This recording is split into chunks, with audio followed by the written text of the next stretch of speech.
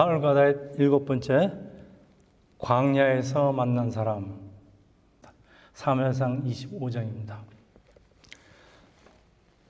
오늘 본문에 한 부부가 등장하는데요, 완전 정반대 사람입니다.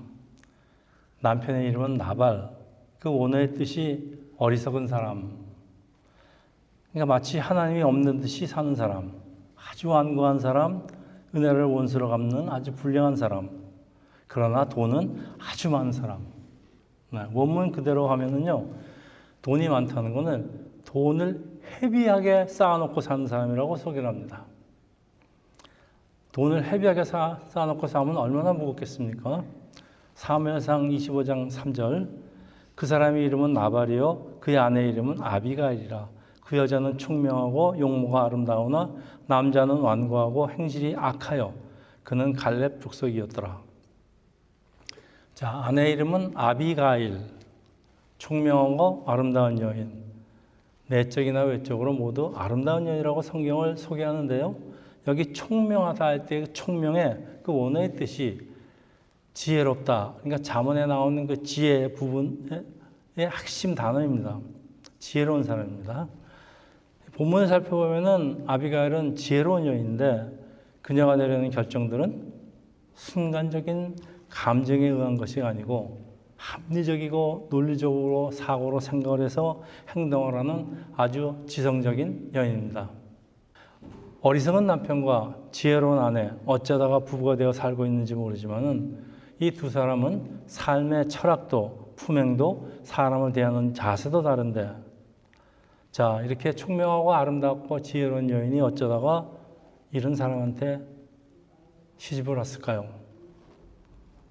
옛날에는 여자한테는 선택의 여지가 없었기 때문에 돈 많은 부자에게 돈에 팔려왔을까요? 혹시 하나님의 크신 뜻 가운데 일어나는 사건 아닐까요? 네, 오늘 본문은 우리에게 그렇다는 힌트를 줍니다.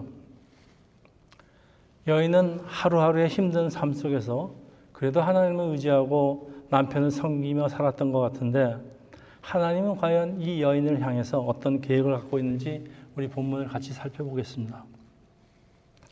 당시 사울 왕의 폭정으로 백성들의 삶은 아주 피폐하고 또 마을을 졸지에 습격해서 노략질을 하는 도적대들이 많았는데, 다윗의 무리들은 광야를 떠돌면서 목자들을 보호하는 일을 하면서 아마 생계를 유지했던 것 같은데, 목자들의 증언이 있습니다. 사무엘상 25장 15절에서 16절입니다. 우리가 들에 있어 그들과 상종할 동안에 그 사람들이 우리를 매우 선대하였으므로 우리가 다치거나 잃은 것이 없었으니 우리가 양을 치는 동안에 그들이 우리와 함께 있어 밤낮 우리에게 담이 되었습니다. 자, 양털을 깎을 때 주인의 소득의 일부를 그들을 보여준 사람들에게 나누어주는 것이 상례인데, 마침 나발이 양털을 깎는 소식을 듣고 다윗은 나발에게 사람을 보내는데, 이때 나발이 이 다윗의 부하들에게 하는 말이 25장 10절 11절이에요. 나발이 다윗의 사환에게 대답하여 이르되, 다윗은 누구며 이세 아들은 누구냐? 요즘에 각기 주인에게서 억지로 떠나는 종이 많도다. 내가 어찌 내 떡과 물과 내 양털 깎는 자를 위해서 잡은 고기를 가져다가 어디서 왔는지 알지도 못하는 자들에게 주겠냐 한지라. 다윗의 이름으로 정중히 부탁을 하는데 마치 광야에 출몰하는 강도로 취급을 하면서 지방까지 모욕하는데, 이스라엘에서 골리앗을 이긴 다윗을 모르는 사람은 없습니다. 그런데 다윗을 모른다는 사람이 어떻게 다윗의 아버지 이새를 알까요? 학자들의 의견입니다. 나발은 사울 왕의 편을 들어서 일부러 다윗을 조롱하는 거 아니겠느냐는 그런 의견도 설득력이 있습니다. 다윗이 아무리 왕으로 기름 부음을 받았다고 할지라도 지금은 쫓기는 도망자에 불과한데, 그러지 않아도 도망자 스트레스에 시달리고 있는 다윗의 분노는 폭발을 합니다. 부하들이 전하는 말을 듣고 인격적인 모욕까지 당하고 자존심에 큰 상처를 받고 분노를 이기지 못한 다윗은 그 집안을 몰살하겠다고 하나님께 맹세까지 합니다. 평소에 다윗의 모습은 아닙니다. 25장 14절에서 17절 하인들 가운데 하나가 나발의 아내 아비게일에게 말하여 이르되 다윗이 우리 주인에게 문안하여 광야에서 전령들을 보냈거늘 주인이 그들을 모욕하였나이다. 그런즉 이제 당신은 어떻게 할지를 알아 생각하실지니 이는 다윗이 우리 주인과 주인의 온 집을 해하기로 결정하였습니다. 주인은 불량한 사람이라 더불어 말할 수 없나이다. 자, 왜 이 하인은 나발에게 알리지 않는 것일까요? 나발에게 충고해도 듣지 않는 사람이라 그렇습니다. 또 듣기 싫은 말을 하면 화부터 내는 사람들 있죠. 또 종까지 주인을 불량하게 생각하는 사람입니다. 그래서 가까이 하기 어려운 사람이기 때문에 나발에게 얘기를 하지 않습니다. 그런데 이 나발의 아내 아비가일은 남편 나발과는 달리 아주 신앙이 좋은 사람인데 자기 하인들에게도 신앙 훈련 잘 시킨 것 같아요. 대부분의 종이나 하인들은 주인이 시키는 일만 기계적으로 하기 때문에 자기 스스로 판단하지 못하지만은 그러나 나발의 하인 중에는 이 문제를 합리적인 눈으로 볼 수 있는 능력을 가진 사람이 있었습니다. 사실 이런 하인이 있다는 것은 이 집안의 큰 복이기도 하지만은 또 종을 이렇게 훈련시킨 사람도 그 집 여주인 아비가일, 아마 하인이 여주인 아비가일의 모습을 배웠기 때문일 거 아닐까 생각합니다.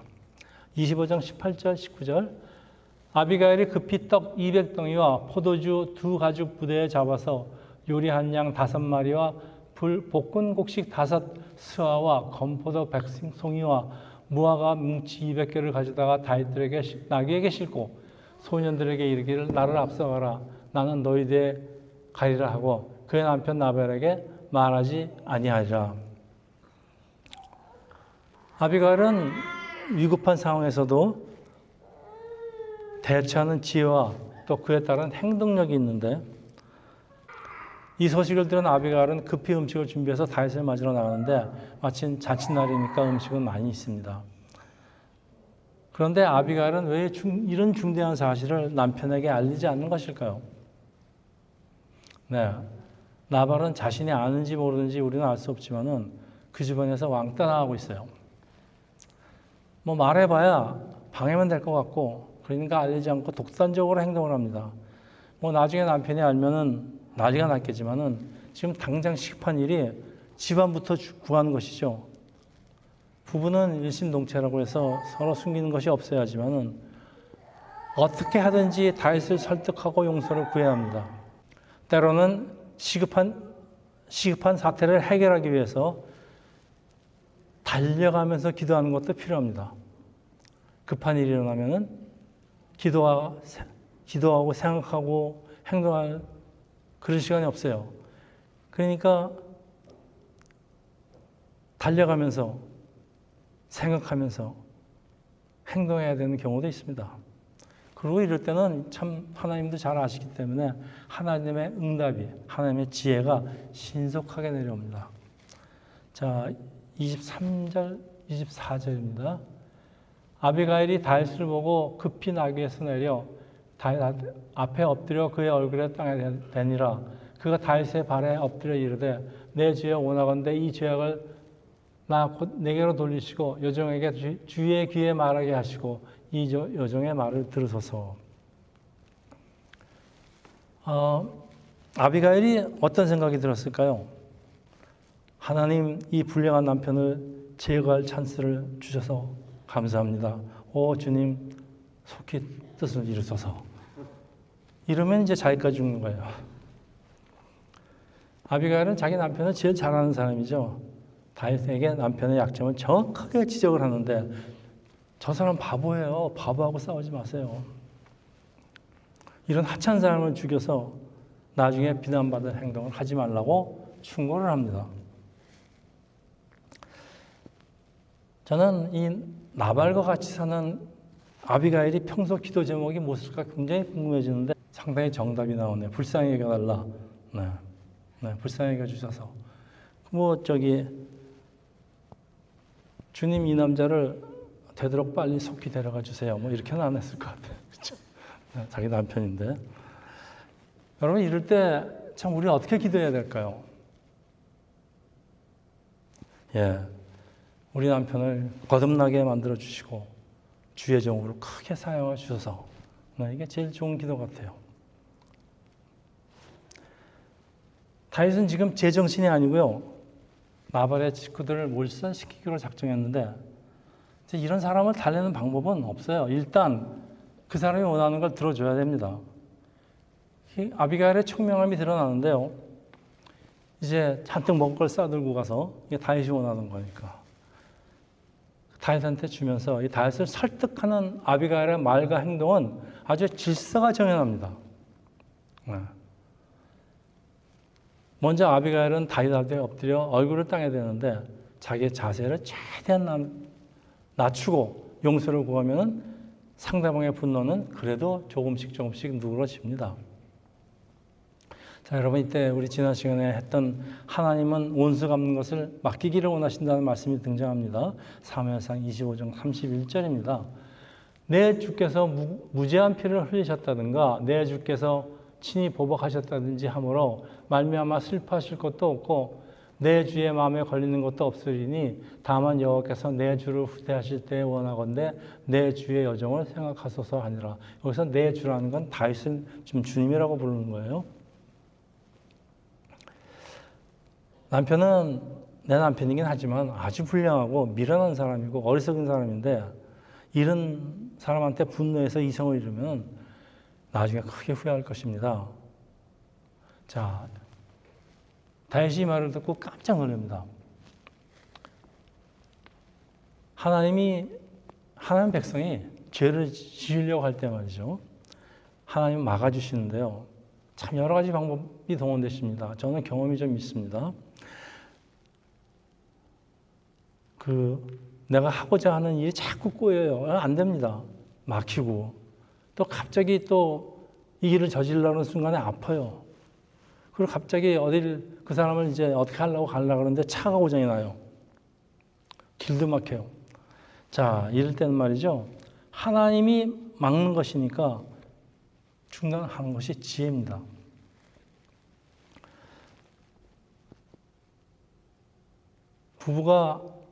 부부싸움을 안 하는 부부가 어디 있겠습니까? 근데 부부싸움을 할 적에 큰 싸움으로 발전을 하는 것은 그 순간을 못 참아서 그래요. 이 순간을 참아야 돼요. 우리 젊은 부부들 잘 들으세요. 부부싸움은 순간을 참아야 됩니다. 제가 베개 던졌다고 나도 같이 던지면 이제 그다음부터는 이제 딴 게 날아갑니다, 여러분. 자, 우리가 한순간 분노에 사로잡히면 죄를 짓기 쉽지만은 그 죄책감은요, 평생을 짊어지고 살아가는 짐이 돼요. 내가 왜 그랬지. 뭐 저지른 일을 어떻게 하겠습니까? 그래서 이 대부분의 우리가 짓는 죄들은요, 사람이 그렇게 악하지 않아요. 우리가 짓는 대부분의 죄가 그 순간적인 그 분노나 충동을 이기지 못한 결과로 사람도 죽이고 뭐 별짓 다 합니다. 그래서 순간을 잘 절제해야 됩니다. 근데 하나님한테 평소에 하나님과 가까이 있는 사람들은 하나님이 놀랍게도 이걸 막아주세요. 사실 우리가 하나님 백성으로서 아무리 경건하게 죄 안 짓고 살려고 해도 우리 육체를 가진 사람인데 그거 쉽지 않아요. 그런데 참 너무나 감사한 것은 하나님이 이걸 막아주신다는 거예요. 분노는 우리에게 있는 지성과 힘을 빼는 아주 어려운 감정입니다. 우리가 씨름하기에 가장 어려운 감정 중에 하나라고 그래요. 그래서 분노는 나도 모르는 사이에 나의 감정을 엄습해서 사라져 버립니다. 그래서 평소라면 그런 행동 절대 안 합니다. 근데 너무 화가 나면은 끌어올라요. 그래 우리의 이성을 마비시키고 뭐 순간적으로 제정신 잃어버리게 하는데요. 이 분노가 끌어오르면은 일단 어떻게 해야 될까요? 일단 숨을 크게 쉬고 자신부터 달려야 됩니다. 이거는 우리가 교통사고를 당했을 적에 항상 우리가 놀라운 일을 당했을 적에 제일 먼저 할 일은 숨부터 크게 쉬는 겁니다. 그러면 일단 한 스텝이 중지됩니다. 자, 만일 아비가일이 나발에게 이 사실을 알렸다면 어떤 일이 일어났을까요? 아마도 나발은 아비가일이 다윗을 만나지 못하게 말렸을까요? 아비가일은 그렇게 생각한 것 같아요. 그래서 이 어리석은 나발은 어리석을 뿐만 아니라 평소에도 아내의 충고를 듣지 않는 사람 같아요. 자, 우리가 얻을 수 있는 가장 최선의 조언은 누구에서부터 오느냐? 나를 가장 잘 알고 있는 나의 아내, 남편으로부터 온다는 사실 잊지 마시기 바랍니다. 물론 그들이 하나님 안에서 사는 총명한 사람의 경우에 해당되는 말입니다. 나발의 행동을 예측할 수 없는 시급한 상황에서 다윗을 직접 찾아가는 아비가일의 선택은 아주 적중합니다. 사무엘상 25장 25절 26절 원합니다. 내주는 이 불량한 사람 나발을 개의치 마소서. 그의 이름이 그에게 적당하니 그의 이름이 이제 어리석은 자입니다. 그의 이름이 나발이라 그는 미련한 자입니다. 여종은 내 주께서 보내신 소년들을 보지 못하였나이다. 내 주여 여호와께서 살아계심을 두고 맹세하오니 내 주도 살아계시니거니와 내 주의 손으로 피를 흘려 친히 보복하는 일을 여호와께서 막으셨으니 내 주의 원수들과 내 주를 헤아린 자들은 나발과 같이 되기를 원하나이다. 자, 여러분 좀 보세요.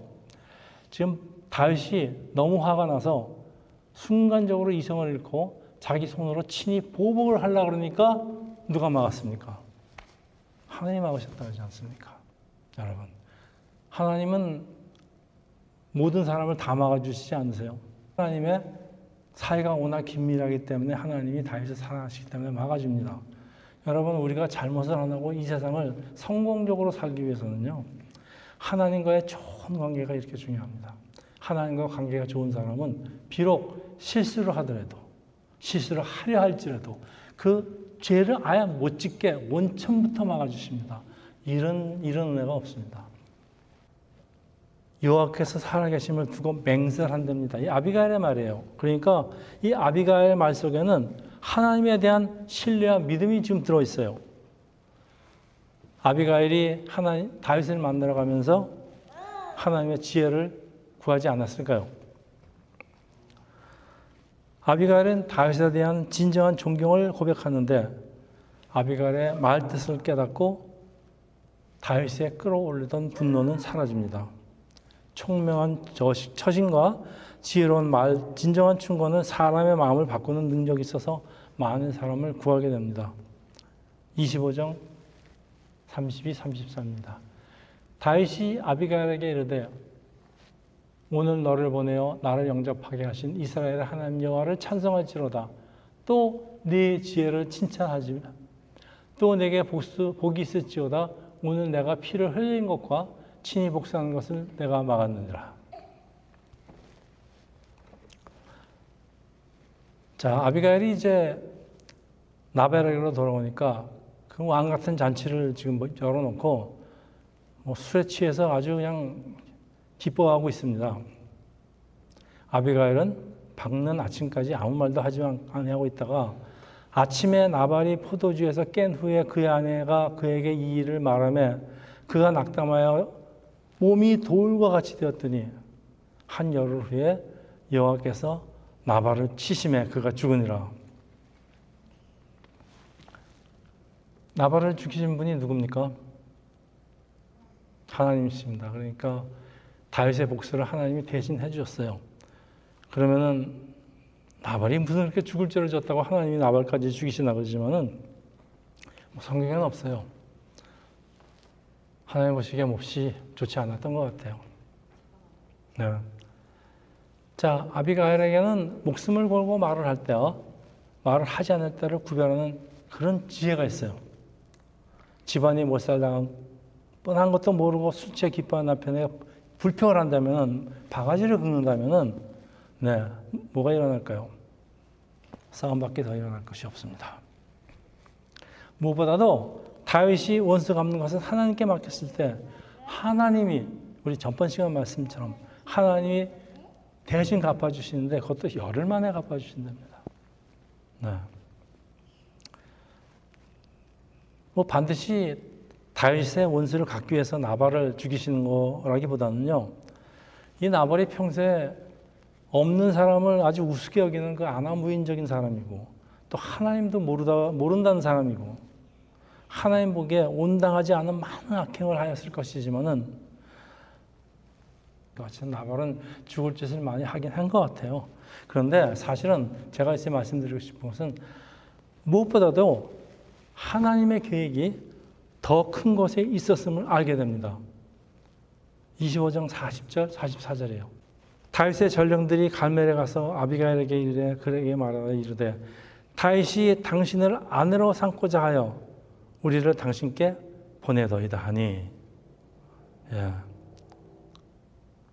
아비가일이 일어나 몸을 굽혀 얼굴을 땅에 대고 이르되 내 주의 여종은 내 주의 전령들의 발 씻길 종이니이다 하고 아비가일이 급히 일어나서 나귀를 타고 그를 따르는 처녀 5과 함께 다윗의 전령들을 따라가서 다윗의 아내가 되리라.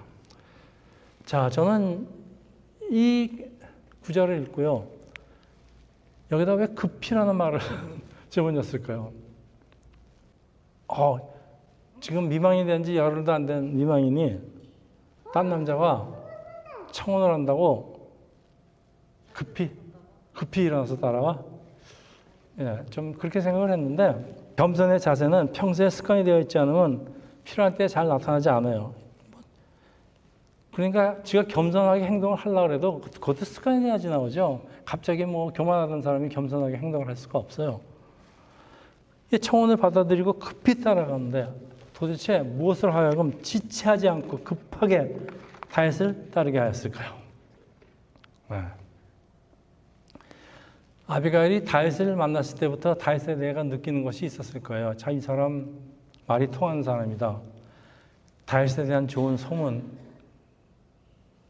다윗의 말과 행동, 자신의 말을 받아들이는 그 결단력 등 무엇보다도 아비가일은 좋은 남자를 알아보는 이 통찰력이 있어요. 광야에서 쫓기는 이 다윗을 따라간다는 건 그건 그녀 역시 광야에 쫓기는 떠돌이가 된다는 그런 의미 아니에요? 그러니까 이런 남자를 그냥 쫓아간다는 것은 장차 다윗이 큰 인물이 될 것을 믿지 않는다면 있을 수 없는 일입니다. 그러니까 아비가일은 사람을 알아보는 통찰력이 있다는 얘기예요. 남자도 잘 알아봅니다. 그러니까 다윗을 향한 하나님의 약속도 있다는 걸 소문 들어서 알고 있고 통찰력도 있어요. 그러니까 그거 믿고 따라갑니다. 아마도 아비가일 그녀 평생을 통하여 내린 가장 지혜로운 선택 아닐까 그렇게 생각을 합니다. 네. 사람이 어떤 때는 때를 놓치면은 가장 좋은 선택이 지나가는 걸 모르고 사는 경우가 많습니다. 이럴 때는 꽉 잡아야 됩니다. 근데 이런 건 논리적인 사고로 되는 것도 아니고요. 사람의 그 감입니다. 하나님을 평소에 가까이 모시면서 기도 많이 하고 산 사람들은 이런 하나님한테 이런 지혜도 얻고 감도 얻습니다. 그래서 우리가 이 신앙생활이라는 게 우리가 꼭 죽어서 천당 가는 얘기만 하는 그런 얘기가 아닙니다. 하나님을 내 주를 가까이 하게 하면은 하나님으로부터 지혜도 얻고 감도 얻고 통찰력도 얻고 그래서 우리가 교회 다니는 거 아니겠습니까? 우리가 하나님을 왜 예수를 믿고 사실 예수를 믿는다는 게 쉬운 삶이 아닌데 그 힘든 삶을 따라가겠습니까? 그런 보상이 있어서 그렇지 않습니까?